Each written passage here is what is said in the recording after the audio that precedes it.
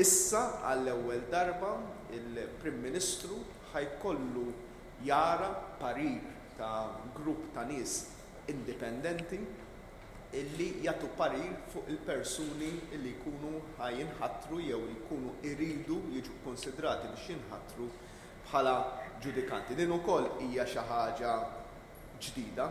Sallum il-ġurnata min irid jinħatar imħallef jew maġistrat ħafna drabi jrid ifessfess f'idnejn politiku jgħidu jien nixtieq li insir imħallef jew maġistrat. Issa ħajkollna sitwazzjoni fejn persuna tista' tesprimi l-interess tagħha biex tidħol tagħmel parti mill-ġudikatura. Ikun hemm parir u l-Prim Ministru flimkien mal-Kabinett jistgħu joqogħdu jew ma joqogħdux ma' dak il-parir. Imma f'każ li ma joqogħdux ma' dak il-parir, irid jintqal ċaru tont li kien hemm parir kontrarju u li l-politiku qed jitlaq li minn dak il-parir, li minna nnifisha titfa' onus kbir fuq dan il-mekkanizmu l-ġdid li qed jiġi użat.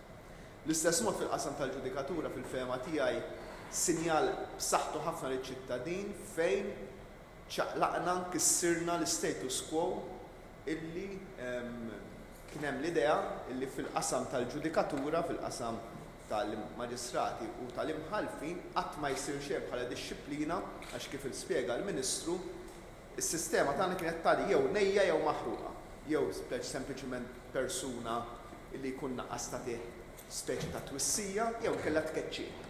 Meta l-koll nafu illi fid-dinja ta' veru li ngħixu fiha ħafna mir-realtajiet li nkunu qegħdin ngħixu mhumiex ta' estremi, imma huma x'imkien in between. Issa permezz tar-riforma il-ġdida ġudikant ħajjista' jkun jiġi sospiż mill-xogħol tiegħu.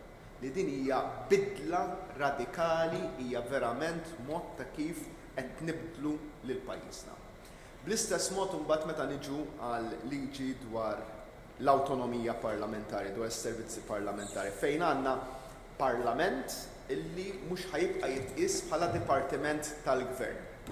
Kienet fil-fema tiegħi demeaning li l-ogħla istituzzjoni tal-pajjiż kien jkollu jiddependi pratikament totalment mill-gvern tal-ġurnata biex jmexxi l quddiem l-affarijiet tiegħu. Huwa wkoll hawnhekk fejn naraw il-tema ta' gvern li kif qal deputat Prim Ministru qed jirħi mill-poter tiegħu. Forsi l-gvern kien jaqbillu li jżomm lill-Parlament amministrattivament taħt idejh għal diversi raġunijiet fosthom ta' poter. Dan huwa gvern li qed jirħi dak il-poter għax ma jibżax minn sistema ta' checks and balances. Dawn l-affarijiet kollha mhumiex qegħdin isiru f'iżolazzjoni, imma qed isiru għandhom jittieħdu jinqraw fil-qafas ta' liġijiet oħra li daħħalna. Sal-ġimgħa l-oħra stess l-awtorità l-ġdida dwar l-artijiet, illi hija awtorità fejn mhux il-politiku ħajkun qed jieħu d-deċiżjoni, iżda ħajkunu l-esperti li qed jieħdu d-deċiżjoni fil-waqt il-politiku jkun qed jagħmel il-policy. Bl-istess mod għandna liġi li qed tiġi diskussa bħalissa dwar il-Kummissarju tal-Standards, lejer ieħor ta' skrutinju li qatt ma kien hawn fl-istorja tal-pajjiż livell tant għoli ta' skrutinju. Il-liġi u l-emendi fl-standing orders li ħarresqu għada, li ħanatu sinjal ieħor liċ-ċittadin. Tajna sinjal liċ-ċittadin li ġudikant jista' jiġi sospiż minn xogħlu. Ħanatu sinjal liċ-ċittadin politiku, membru parlamentari, jkollu iħallas jeħel multa jekk ma jattendix il-Parlament għal raġuni mhux ġustifikata. Illi kif kull persuna, kif kull waħda wieħed minna, meta ma tistax tqum filgħodu tgħid jien m'għandix abtit immur għax-xogħol u jissu qatt ma ġara xejn.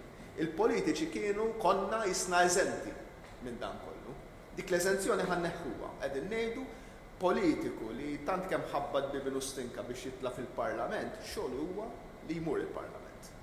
U nemmen li din hija sinjal b'saħħtu li ħanibagħtu n-nies.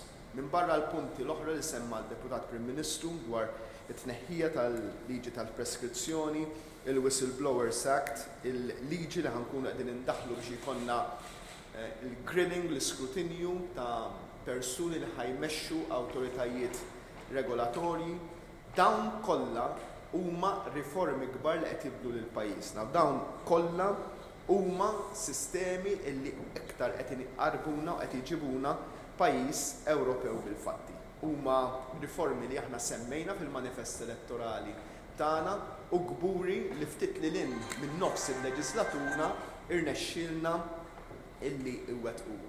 Ixtieq ngħid li kien hemm numru ta' nies li meta ħabbarna l-manifest elettorali tagħna kienu rew il-xettiċiżmu tagħhom illi jista' jkollok gvern li f'leġislatura waħda ibiddel tant affarijiet kollha f'daqqa. Jingburi illi dawn il-bidliet qed jirnexxielna nagħmluhom f'leġislatura waħda u qed jirnexxielna nagħmluhom b'tali mod illi mhux qed niddejqu illi niffaċċjaw l-isfidi, mhux qed niddejqu illi nisfidaw l-status quo. Dan huwa gvern li jisfida l-status quo. Dan huwa gvern riformista, gvern illi qed verament jwettaq bidliet illi pajjiżna ilu jitlob għalihom, ilu jrid u li fl-aħħar instab il-kuraġġ minn dan il-gvern li jmexxihom il-qudiem. Ovvjament irrid ukoll biex inkun korrett nirringrazzja lill-oppożizzjoni li f'dawn iż-żewġ liġijiet kienu taw il-kunsens tagħhom ukoll. Jien għalija dan huwa sinjal tajjeb ħafna li flimkien irnexxielna immexxu l-affarijiet il-qudiem. Gburi dan kien il-gvern illi proponihom, kien il-gvern li kellu dawn ir-riformi fil-manifest elettorali tiegħu u gburi wkoll irnexxielna niġbru kunsens madwar dawn